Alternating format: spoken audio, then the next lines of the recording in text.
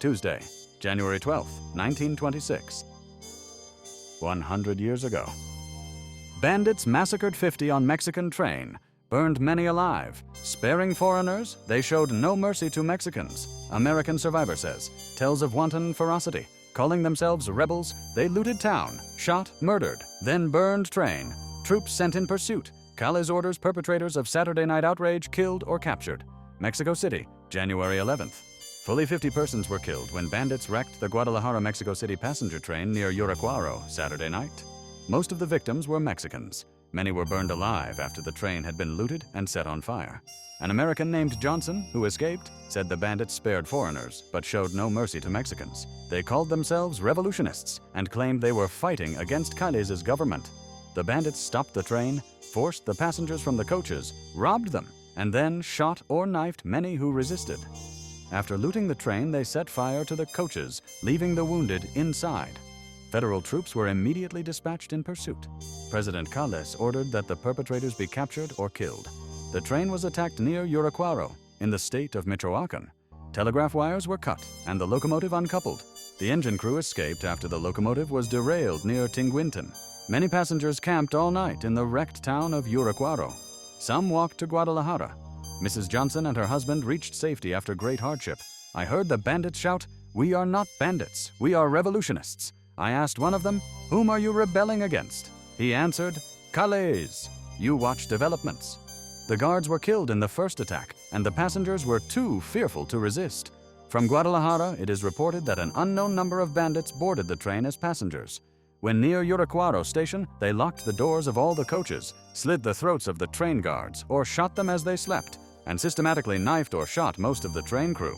They then began robbing the passengers, murdering everyone who resisted. Survivors described scenes of ghastly terror within the coaches, passengers frantically begging for mercy, many butchered at the whim of the bandits. After looting the passengers, the bandits set fire to the coaches, the floors of which were covered with dead and wounded. As the flames consumed the coaches, the survivors could hear the cries of the wounded. The bandits then uncoupled the engine, rifled the express car, and escaped in the locomotive, one of the gang evidently being an expert engineer. They stopped at the Uracuaro station, cut the telegraph wires, looted the town, and resumed their flight in the locomotive. Near Tinguintan, they tore up the track, derailed the locomotive, and fled into the mountains in the direction of Los Reyes. Messages from Guadalajara say the engineer and conductor are the only surviving members of the crew.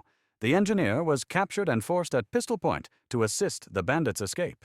When they ditched the engine, they attempted to kill the engineer, but he succeeded in getting away amid a fusillade of bullets. Meanwhile, the heroism and resourcefulness of the conductor gave the country the first news of the tragedy. After narrowly escaping death, he tramped all night until he found an uncut telegraph wire and got a message through to military headquarters at Guadalajara. Troops sent after bandits. Through the bleak mountain fastnesses of the states of Michoacan, Jalisco, and Guerrero, 4,000 picked federal troops are in pursuit of the bandits. The troops, operating under the direct orders of President Calles, will return in disgrace or else bring back the bandits, dead or alive. Few persons in Mexico City are credulous as to believing that any of the bandits will ever be returned alive. It is said the outrage was committed because the bandits believed General Ferreira, military commandant of the state of Jalisco, was aboard the train. The bandits are said to have been acting under orders of former Colonel Manuel Nunez. They are reported to have obtained 300,000 pesos in booty.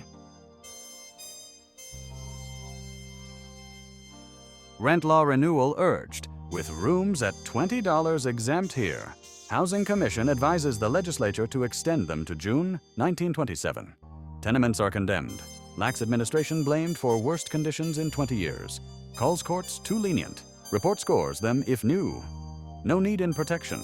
Albany, January 11th. Recommendation that the rent laws be extended to June 1st, 1927, with rooms renting at $20 a month exempted from control, was made today by the State Housing Commission in its annual report. The commission condemned the present lax administration of the laws, asserting that housing conditions in New York City were worse than at any time in 20 years. It criticized the courts as too lenient toward landlords who violate the law and declared that the law had not been enforced with sufficient severity. One feature of the report is its insistence that the emergency still exists and that continued regulation is necessary to protect tenants. The commission asserted that sudden abandonment of control would result in serious hardship and social disturbance. The report states that many landlords have deliberately refused to make repairs required by law, knowing that penalties are rarely exacted. It urges stricter enforcement and increased inspection forces. Included among its recommendations is the demand for immediate action by the authorities in New York City to remedy conditions pronounced worse than they have been at any time in the past 20 years. The courts are urged to exercise the greatest severity in imposing penalties upon landlords who fail to comply with the law. The commission indicates that the administration of the law has completely broken down in the city of New York. Rents in New York City are now approximately 100% higher than in 1914, according to the report. The commission finds that relaxation of control would immediately advance rents to the open market level. It asserts that new construction has been of limited benefit and almost exclusively for tenants in the higher rental classes. Protection of lower-income tenants is therefore declared essential. The report warns of the danger of sudden readjustment. It states that nearly half of New York City families would be unable to pay increased rents if controls were lifted abruptly. The commission recommends that rent control be continued until at least December 31st of next year, and that rents paid on that date be accepted as a base. Ex-King of Greece to build a Florida home may move there. Soon, says Prince Paul, the former King George II of Greece is about to have a residence built for himself at the Florinata Club, north of Fort Lauderdale, on the Florida East Coast, according to an announcement made yesterday by the American British Improvement Corporation, 250 Park Avenue, backers of the enterprise. Howard Major, well known for his architectural work at Palm Beach, was the designer of the residence, it was said. B.E. Pollock of 270 Park Avenue, who is interested in the development, said that if the former king occupied the Florida house, his residence would be only temporary. He was unable to indicate to what extent King George would interest himself in the Florinata Club until he received a letter which he had been advised by cable was en route, he said. King George is at present in Bucharest, Romania. Tuesday, January 12, 1926.